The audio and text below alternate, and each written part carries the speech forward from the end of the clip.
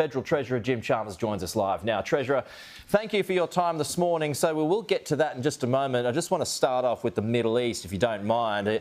Can you elaborate on the successful evacuation so far and the work that's being done to get the rest out of the region? Oh, good morning, Pete. A very good development overnight. 118 Australians and 1 New Zealander on a flight out of Tel Aviv, which recognises that there was an opportunity. The skies opened up to allow this repatriation flight to happen, and so there are more Australians out of harm's way now, and that's a good thing. We've still got more than 3,000 in Iran. We've got about 1,200 in Israel registered to get out of what is still a very uncertain part of the world. But I pay tribute to the teams from DFAT and Defence who made this flight possible. Ministers Wong and Marles have also made sure that we've got a series of contingencies, whether it's defence planes as well as private charters, so that when these opportunities arise, we can get Australians out of there, out of harm's way, to safety, where they can organise then an onward journey. OK, there's plenty to ask you about this morning, Treasurer. Also, Donald Trump, I mean, he dropped the F-bomb overnight, fairly common privately, but rare to see that language publicly from a world leader. What do you think that shows?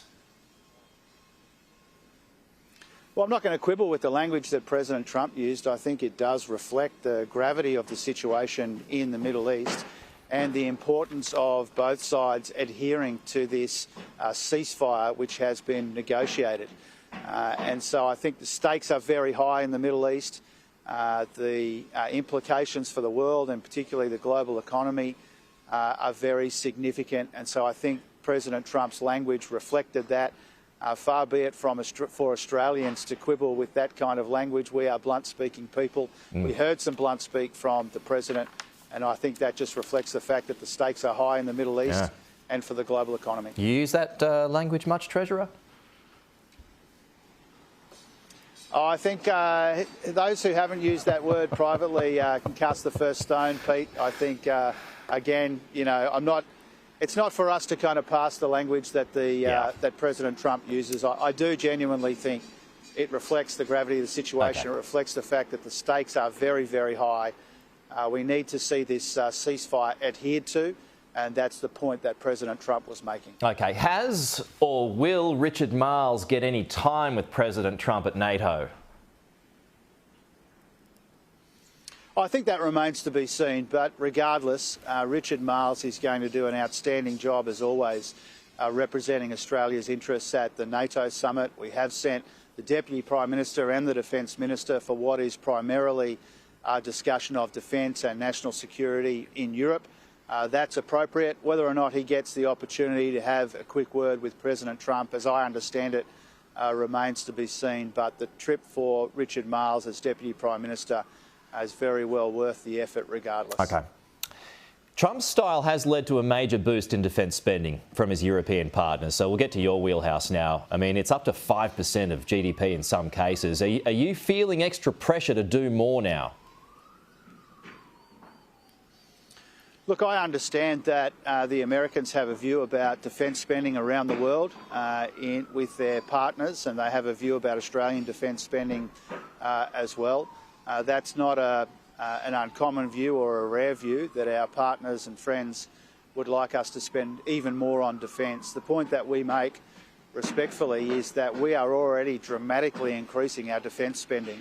You know, we found room in a tight budget for almost $11 billion in extra defence spending in the forward estimates of the budget, more than $57 billion extra over the next decade. We're taking defence spending from 2% of the economy to 2.3% of the economy by the beginning of the next decade. These are, in historical terms, very substantial increases in defence spending. They are warranted because the situation in the world is so uncertain. The national security challenges are intensifying, and that's why we've increased our defence spending in over a number of budgets now. We think it's important. We understand and appreciate and respect the fact that our American friends would like us to spend more. We are already spending a lot more, and we think that's appropriate. Your chat with your counterpart in America, Scott Bessent, has that happened yet, or is that later on today?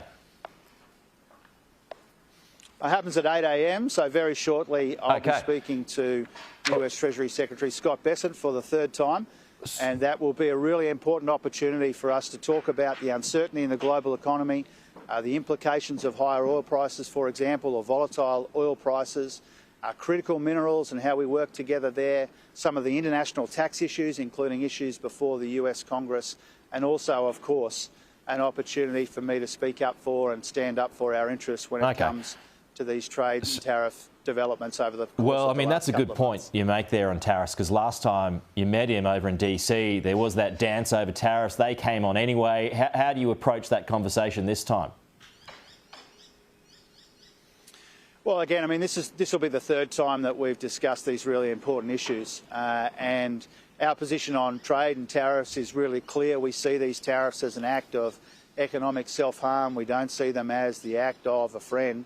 And so we've been engaging across multiple levels. You know, Minister Farrell has, Minister Wong, Minister Marles, the Prime Minister, in his discussions with the President, multiple discussions over the course of the last few months. We've made it really clear that we would like to see these tariffs lifted. I wouldn't anticipate that this phone conversation we're having at 8 a.m. today would resolve all of those issues in one conversation, but it reflects our willingness to engage at every level, to stand up for and speak up for Australia's interests, especially in light of these escalating trade tensions, which do risk doing damage not just to the economies of the US and Australia, but the global economy more broadly. So, there's already too much global economic uncertainty. We're well placed and well prepared to deal with it, but we won't be immune from it. All of this engagement is about making sure that we put our best foot forward and speak up for and stand up for Australia's interests. So how would you argue against, you know, if they want to increase taxes on superannuation investments in the United States, for instance, how do you argue against that? Well, I suspect that will be an important part of the conversation today. Certainly I intend to raise Section 899 of the so-called One Big Beautiful Bill, which does pose a risk to the very substantial investments that Australians, particularly Australian super funds, but also the Future Fund and other institutional investors are making in the US.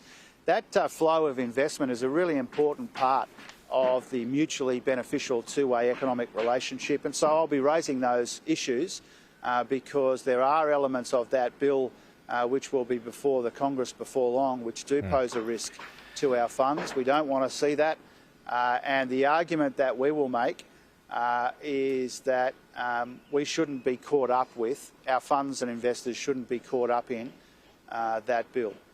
No, you've got to go, Treasurer. You've got to get to this call. But just a final one here in the roundtable that's coming up. There's increasing pressure on raising the GST. The states want more of their cut as well, including your state of Queensland. Are you becoming more open to an increase in the GST, more so than you once were, perhaps? I don't know about increasing pressure, Pete. I mean, I think we've seen these sorts of calls certainly over the whole time that I've been involved in politics, and it's not unusual for the states and territories to put their hand up for a bigger revenue base or for more Commonwealth support, more Commonwealth funding. That's been a pretty frequent occurrence over recent years and recent decades since the GST was introduced. I've had a lot to say about the GST in the past. I'm not walking away from those comments that I've made, but what I'm also trying to do is to not artificially limit or narrow the conversation or the issues that people will raise at the Economic Reform Roundtable that I host in Canberra in August. And so that's my objective. People will come and raise all kinds of issues. That's a good thing. We believe that the best way to work out what comes next in our economy when it comes to our already substantial program of economic reform is to do that together. That's what my focus is, and that's what the Roundtable's focus is all about as well.